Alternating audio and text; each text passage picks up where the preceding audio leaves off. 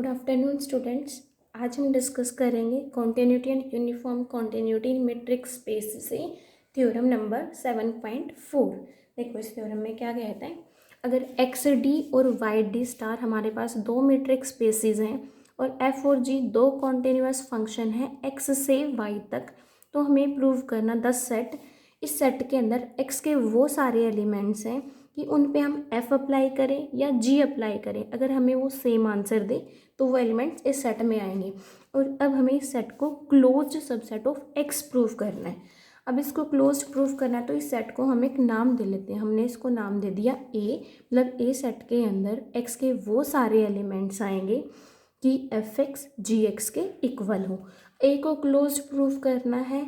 ए को closed prove करने के लिए हम ये प्रूव कर दें कि इसका कॉम्प्लीमेंट ओपन है। इसने ये लिखा, for this it is sufficient to prove that it's complement is open. अब हमें ए कॉम्प्लीमेंट को ओपन दिखाना है। एक केस हो सकता है कि अगर ए कॉम्प्लीमेंट एम्प्टी है और हमें पता है कि empty set is always an open set. अगर फाई ओपन है मीन्स ए कॉम्प्लीमेंट ओपन है, और ए कॉम्प्लीमेंट ओपन है तो फिर ए कैसा आ जाएगा, क्लोज्ड। अगर ए कॉम्प्लीमेंट एम्प्टी नहीं है, that means A complement is not equals to phi, तो इसके अंदर कोई ना कोई एलिमेंट जरूर होगा। हम मान के चलते हैं कि ए एलिमेंट ए कॉम्प्लीमेंट में है। अब ए अगर ए कॉम्प्लीमेंट में है तो फिर ए में नहीं होगा, और ए एलिमेंट ए में नहीं है। अब देखो ए के अंदर कैसे एलिमेंट्स जा रहे थे जहाँ पे एफ एक्स जी एक्स के इक्वल है। अगर ए में नहीं है तो फिर एफ ऑफ ए और जी ऑफ ए एक दूसरे के इक्वल भी नहीं आएंगे। सो इसने यही लिखा, F of A is not equals to G of A. अब एफ ऑफ ए अगर जी ऑफ ए के इक्वल नहीं है तो एफ ऑफ ए का और जी ऑफ ए का डिफरेंस ये ज़ीरो से बड़ा आएगा। ज़ीरो से बड़ा आएगा तो इसको मैं ऐसे लिख सकती हूँ, D of distance of F of A and G of A is also greater than zero. तो यहाँ पे इसने यही लिखा, अगर F of A G of A के इक्वल नहीं है that means D star of F of A G A is greater than zero. Greater than zero उसको हमने नाम दे दिया एप्सिलॉन, कि D star of F of A और जी ऑफ ए हमारा इज़ इक्वल्स टू एप्सिलॉन। अब एफ और जी हमारे पास कॉन्टिन्यूअस फंक्शंस थे। अगर फंक्शन कॉन्टिन्यूअस है तो कॉन्टिन्यूटी की डेफिनेशन से given epsilon greater than zero के लिए हमारे पास एक डेल्टा ऐसा एग्जिस्ट करेगा सच दैट कि D of x a less than delta होगा, तो डी स्टार एफ ए और F x less than epsilon. अब यहाँ पे एप्सिलॉन की वजह हमने इस नंबर को चूज़ कर लिया एप्सिलॉन बाय 3। ऐसे जी फंक्शन कॉन्टिन्यूअस है तो जी की कॉन्टिन्यूटी के लिए भी for d of x a less than delta d star of g of A g x is always less than epsilon by 3। ये दोनों हमारी एफ और जी की कॉन्टिन्यूटी को यूज़ कर लिया हमने। अब इसके बाद D star of F of A और जी ऑफ ए हम ये फाइंड आउट करेंगे। अब इसको फाइंड आउट करने के लिए हम ट्राइंगल इनइक्वालिटी यूज़ करेंगे। D star F of A G A को मैं लिख सकती हूँ is less than equals to D star F of A. पहले हमने एफ एक्स इंट्रोड्यूस करा दिया, D star F of A F X plus D star F x, और फिर हमने जी एक्स इंट्रोड्यूस कराया। एक सेकेंड, देखो इसको हम ऐसे लिख सकते हैं। हम क्या निकाल रहे हैं, D star F of A comma G of A, ऐसे लिख सकते हैं, less than equals to D star F of A F of X plus D star F of X comma G of A. इसके बाद अब देखो इसको तो रखो as it is, D star F of A comma F of X plus, अब इसको इस पे भी मैं फिर से ट्रायंगल इनइक्वालिटी लगा दूंगी, D star F of X comma G of A plus D star G of A, sorry G of X, X लेंगे, F of X comma G X D star ji X comma G of A. पहले हमने लगाई inequality F of A G of A is less than, इन दोनों के बीच में हमने एफ एक्स को इंट्रोड्यूस करा, D star F of A F x is less than equal to D star F x जी ए।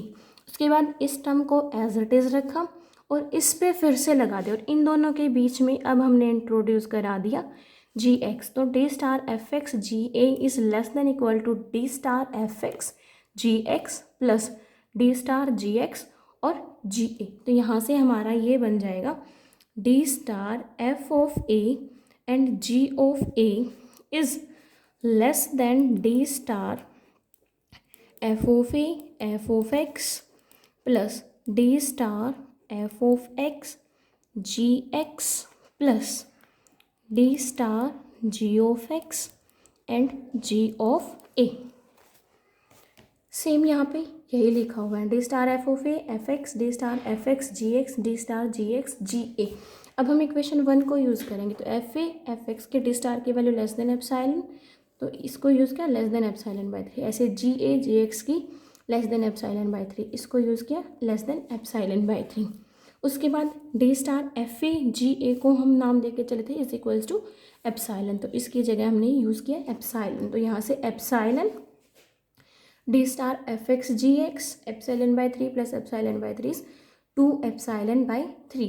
तो यहाँ से 2 एप्सिलॉन बाई 3 को राइट हैंड साइड पे लेके जाएंगे, तो ये हमारा बन जाएगा epsilon minus 2 epsilon by 3 that is equals to epsilon by 3। इसको उधर लेके गए थे, तो d star F x ji x is greater than epsilon by 3।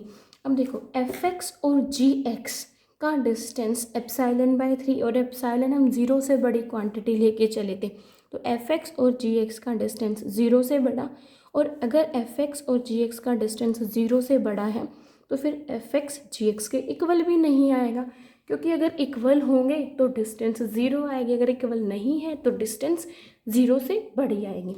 तो यहाँ पे हम देखो क्या लेके चले थे, for d of x a less than delta, जब एक्स और ए का डिस्टेंस लेस देन डेल्टा है तो हमने प्रूव करके दिखा दिया कि f x is not equals to g x.